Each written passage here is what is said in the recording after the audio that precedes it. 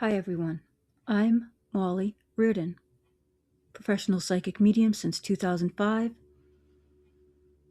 former reader at the legendary Tremont Tea Room in Boston, and one of the few people given behind-the-scenes access to the very first witchcraft store in Salem, Massachusetts, founded by Lori Cabot herself. I've talked to people all over the world. I've been featured internationally on television, and yes, I even appeared on Art Bell's Coast to Coast radio show as Master Psychic Molly Reardon. Today, I'm sharing my 7 top tips to become a spiritual medium.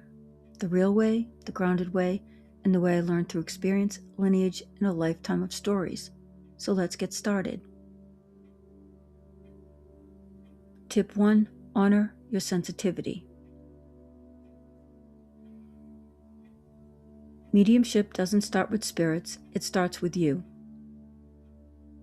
Your sensitivity is not a weakness, it's your instrument.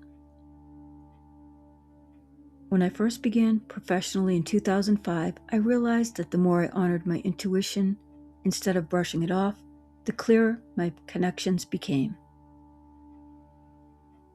If you're sensitive, emotional, or deeply empathic, congratulations, you're already wired for this work. Tip 2. Know your lineage, even if it surprises you. Mediumship often runs quietly through families.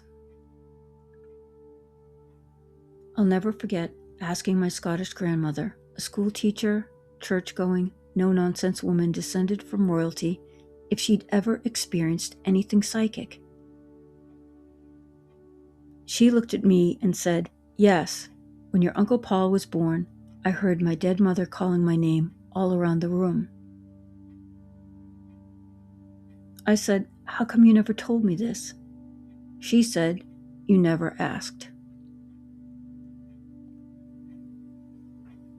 Sometimes the gift is there long before we recognize it.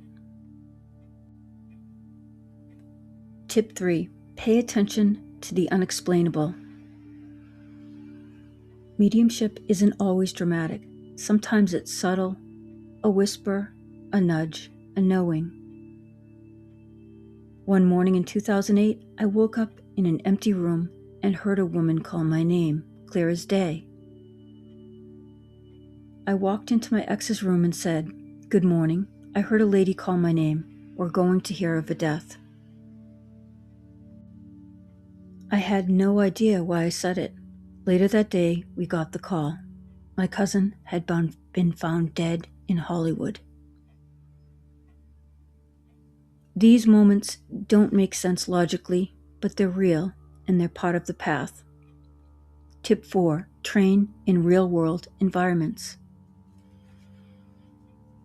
I learned more reading for real people than I ever could from a book. Working in Salem at Lori Cabot's first witchcraft store gave me access to seasoned practitioners, private conversations, and the kind of spiritual education you can't buy, although I did attend Lori Cabot's school.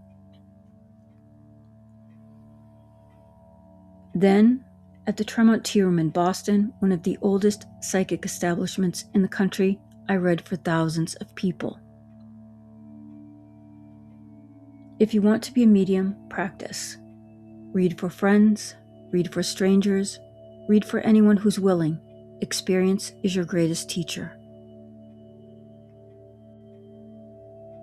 Tip 5. Stay grounded, not woo-woo.